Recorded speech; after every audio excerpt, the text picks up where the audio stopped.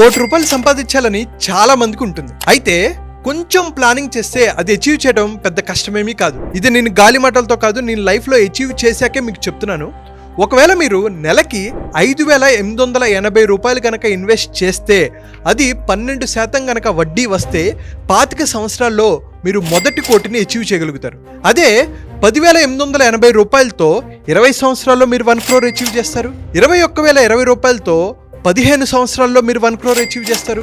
₹44,640తో 10 సంవత్సరాల్లో మీరు first క్రోర్ని achieve చేయగలుగుతారు. అయితే మీరు ఏ ట్యాక్స్ బ్రాకెట్లో ఉన్నారో, మీరు ఇన్కమ్ బ్రాకెట్ బట్టి మీరు ఎంత ఇన్వెస్ట్ చేసుకోగలిగితే మీరు అంత ఇన్వెస్ట్ చేసుకోండి.